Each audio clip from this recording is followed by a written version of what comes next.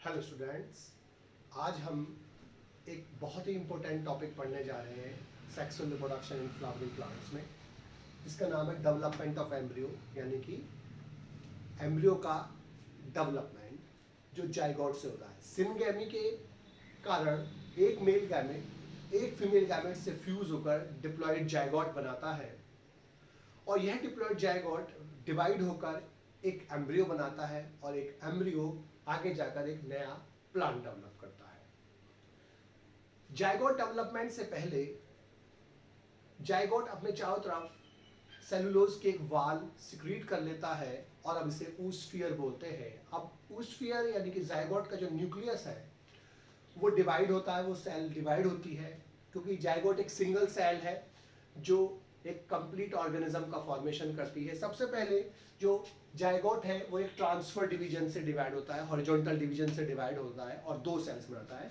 सबसे पहले zygote divide होकर दो बनाता है। एक सेल जो सस्पेंशन बनाती है वो माइक्रोपाइल एंड की होती है, जो माइक्रोपाइल एंड पर सेल होती है वो सस्पेंसर सेल कहलाती है, जबकि जो कैलेजा एंड पर सेल होती है वो एम्ब्रियोनल सेल कहलाती है। अब ये दो सेल एम्ब्रियो है। अब इस दो सेल एम्ब्रियो में जो दो सेल बनती हैं वो एक सस्पेंसर सेल है और एक एम्ब्रियोनल सेल है। अब ये जो दो सस्पेंसर सेल्स हैं, अब सस्पेंसर सेल दोबारा से ट्रांसफर डिवीजन से डिवाइड होगी और ट्रांसफर डिवीजन से डिवाइड होकर दो सेल बनाएगी, लेकिन जो एम्ब्रियोनल सेल है वो लॉन्गिट्यूडनल डिवीजन से डिवाइड होगी, वो भी दो सेल बनाएगी और ये दो सेल सस्पेंसर सेल और दो सेल एम्ब्रियोनल सेल अब इस प्रकार से अरेंज होती है कि वो टी शेप्ड होती है और इस टी शेप्ड एम्ब्रियो को हम बोलते हैं प्रो एम्ब्रियो, क्योंकि प्रो माने फर्स्ट और एम्ब्रियो मतलब जो आगे का डेवलपमेंट हुआ एम्ब्रियो, तो जो आगे जाकर एम्ब्रियो डेवलप करेगी इसलिए इसको प्रो एम्ब्रियो बोलते हैं। अब जो प्रो एम्ब्रियो में चार सेल्स हैं, दो एम्ब्रियोनल सेल और दो सस्पेंसर सेल। अब जो दो सस्पेंसर सेल्स हैं वो कई सारे ट्रांसफर डिवीजन से डिवाइड होती हैं और वो 6 से 10 सेल का सस्पेंसर बनाती हैं।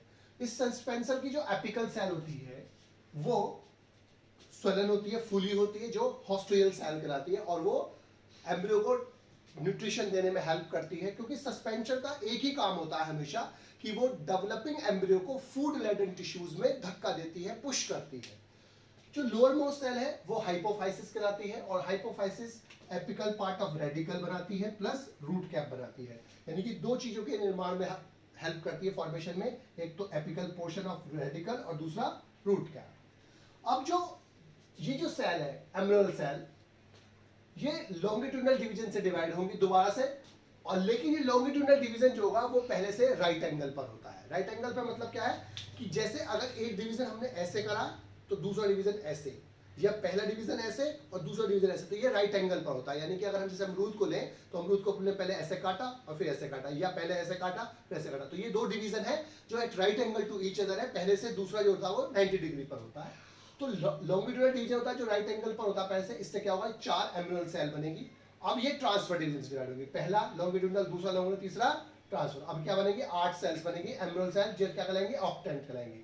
4 सेल्स को क्वाड्रेंट बोलते हैं, 8 सेल को ऑक्टेंट बोलते हैं। अब 8 सेल जो है, 4 सेल जो हाइपोफाइसिस के नीचे होंगी, जो इस हाइपोफाइसिस के ठीक नीचे सेल्स होंगी, वो क्या कहलाएंगी, हाइपोबेसल सेल कहलाएंगी, जबकि जो उसके नीचे की तरफ होंगे, अंदर की तरफ होंगे, मतलब वो एपीबेसल कहलाएंगी, एपीबेसल सेल कहलाएगी।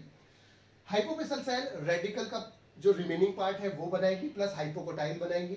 जहां पर एम्ब्रियोनल एक्सिस में कोटिलिडन अटैच होते हैं, उसके नीचे का हिस्सा हाइपोकोटाइल कहलाता है और उसके अटैचमेंट के ऊपर का हिस्सा एपिकोटाइल कहलाता है। एपीबेसल सेल आगे जाकर प्लम्यूल और कोटिलिडन बनाएंगी। अब ये 4 सेल ये वाली है, 4 सेल ये वाली, यानी कि टोटल 8 सेल पेरिकुलर डिवीजन से डिवाइड होती है। पेरिकुलर डिवीजन का मतलब क्या होता है कि ऐसा डिवीजन जो सरफेस से पैरेलल, अगर सरफेस ऐसे है तो डिवीजन ये पैरेलल टू द सरफेस, लेकिन अगर सरफेस ऐसे है तो पैरेलल टू द सरफेस ये है, लेकिन जो इससे 90 डिग्री पर होता है सरफेस से, वो क्या कहता है, एंटीक्लिनल डिवीजन कहलाता है। अब 8 सेल किससे डिवाइड होंगी, पेरिकुलर डिवीजन से। कितने सेल बन जाएंगे, 16 सेल। अब 16 सेल का जो स्ट्रक्चर होती है, अब ये क्या कहलाता है, ग्लोबुलर एम्ब्रियो। ग्लोबुलर एम्ब्रियो अब हार्ट शेप्ड एम्ब्रियो यानी कि कॉर्डेट एम्ब्रियो में कन्वर्ट हो जाता है। अब इसके बाद ये मैच्योर एम्ब्रियो में कन्वर्ट होता है, मैच्योर एम्ब्रियो नया प्लांट डेवलप करता है। यानी कि जो जाइगोट का डेवलपमेंट हम इसको दोबारा से समराइज करेंगे। सबसे पहले जाइगोट ट्रांसफर डिवीजन से डिवाइड होकर दो सेल बनाएगा। माइक्रोपाइल की ओर सेल जो होगी वो क्या कहलाएगी, सस्पेंसर सेल, और जो कैलेजा की ओर होगी वो एम्ब्रियोनल सेल। क्योंकि ये आगे जाकर सस्पेंसर बनाती है, क्योंकि आगे जाकर ये एम्ब्रियो बनाएगा। ये ट्रांसफर डिवीजन से डिवाइड होगा 2 सेल, ये लॉन्गिट्यूडनल डिवीजन से डिवाइड होगा 2 cell, 4 cell T shape embryo बनेगा, और ये टी शेप एम्ब्रियो क्या कहलाता है, प्रो एम्ब्रियो कहलाता है। अब ये 2 सेल जो है सस्पेंसर सेल, कई सारे ट्रांसफर डिवीजन, जिसे ट्रांसफर डिवीजन से डिवाइड होगी 6 से 10 सेल वाला सस्पेंसर बनाएगी। जो एपिकल स्वलन सेल होगी वो हॉस्टेरियल सेल, नीचे वाली सेल हाइपोफाइसिस है। Hypophysis apical part of root radicle बनाएगी प्लस रूट कैप बनाएगी। अब जो ये 2 एम्ब्रियोनल सेल थी, ये लॉन्गिट्यूडनल डिवीजन से दोबारा से डिवाइड होगी, लेकिन वो लॉन्गिट्यूडनल पहले वाले से राइट एंगल को, जैसे 4 एम्ब्रियोनल सेल बनेगी। अब ये 4 एम्ब्रियोनल सेल को बोलते हैं क्वाड्रेंट। क्वाड्रेंट की सेल अब ट्रांसफर डिवीजन से डिवाइड होगी, 8 सेल बनाएगी, 8 एम्ब्रियोनल सेल, इसको बोलते हैं ऑक्टेंट।